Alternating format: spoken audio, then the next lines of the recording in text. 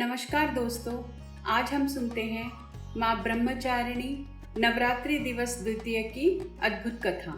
हिमालय की पुत्री देवी शैलपुत्री की कहानी, जिन्होंने अपने पिछले जन्म के प्रेम को फिर से पाने का संकल्प किया था।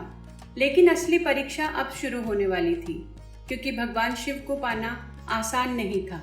और यही वह समय था जब पार्वती ने एक नया रूप धारण किया, माँ ब्रह्मचारिणी का।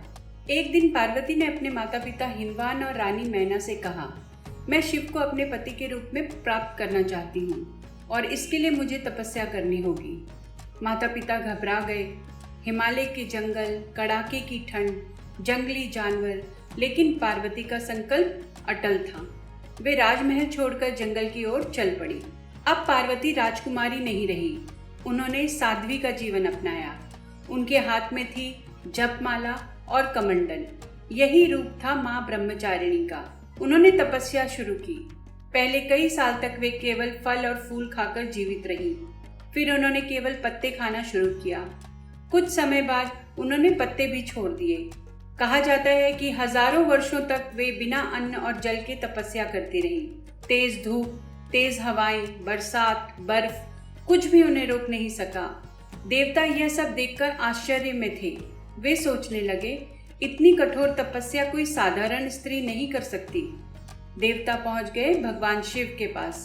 उन्होंने कहा, प्रभु, पार्वती की तपस्या बहुत अद्भुत है, उनकी भक्ति सच्ची है। लेकिन शिव अभी भी मौन थे। वे पार्वती की भक्ति की अंतिम परीक्षा लेना चाहते थे। एक दिन शिव एक साधु के वेश में पार्वती के सामने पहुंचे। उन्होंने पूछा, हे कन्या, तुम किसके लिए इतनी कठोर तपस्या कर रही हो? पार्वती ने शांत स्वर में कहा, मैं शिव को अपने पति के रूप में प्राप्त करना चाहती हूँ। साधु मुस्कुराए और बोले, शिव, वो तो भस्म लगाए रहते हैं, शमशान में रहते हैं, उनके गले में सर्प हैं। ऐसे व्यक्ति से विवाह क्यों करना चाहती हो? पार्वती ने तुरंत उत्तर दिया, आप चाहे जो भी कहें, मेरे लिए शिव ही सर्वोच्च हैं, मैं उनसे ही विवाह करूंगी। तभी वह साधु मुस्कुराए और अचानक दिव्य प्रकाश फैल गया। वह साधु कोई और नहीं बल्कि स्वयं भगवान शिव थे। शिव ने कहा, पार्वती, तुम्हारी भक्ति अटूट है, तुम्हारी तपस्या ने मुझे प्रसन्न कर दिया है, तुम अवश्य मेरी पत्नी बनोगी। यह सुनकर पूरा ब्रह्मांड आनंद से भर गया। देवताओं ने आकाश से पुष्प वर्षा की और इसी तपस्या के कारण पार्वती को कहा गया माँ ब्रह्मचारिणी, अर्थात वह देवी जो कठोर ब्रह्मचर्य और तपस्या का पालन करती हैं। नवरात्रि के दूसरे दिन माँ ब्रह्मचारिणी की पूजा की जाती है। माना जाता है कि उनकी आराधना से धैर्य मिलता है, आत्मबल बढ़ता है, जीवन में संयम और सफलता आती है। इस दिन सफेद या हल्के रंग के वस्त्र पहनना शुभ माना जाता है।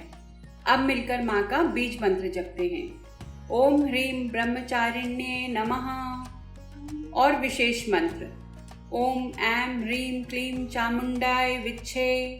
दोस्तों, अगर कथा पसंद आई हो तो अभी लाइक कर दो और कमेंट में लिख दो जय माँ ब्रह्मचारिणी, और चैनल को सब्सक्राइब करके बेल आइकन दबा दीजिए, क्योंकि कल माँ चंद्रघंटा और उनकी कहानी में होगा शक्ति, युद्ध और दिव्य रहस्य। क्या आप अगला अध्याय सुनने के लिए तैयार हैं? जय माँ ब्रह्मचारिणी। हर हर महादेव।